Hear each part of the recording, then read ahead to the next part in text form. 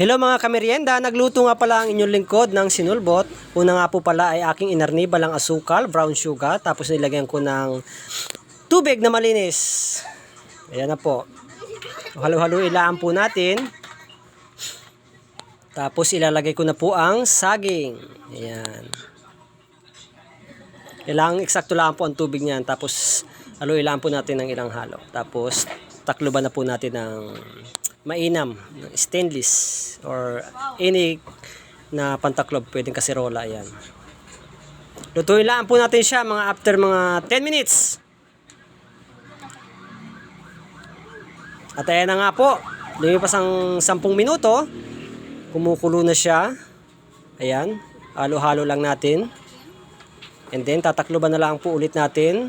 Siguro mga after 5 minutes ulit po, hanggang siya ay tuluyan ng maluto.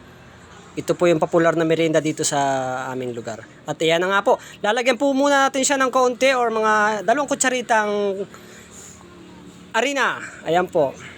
Para maglapot po yung ang kanyang texture. Ayan. At ito na nga po. Luto na po ang ating sinulbot. Halo-ilaan po natin siya para lubos na maluto. Ayan na po. Ito po yung pinakamabinta dito sa aming lugar.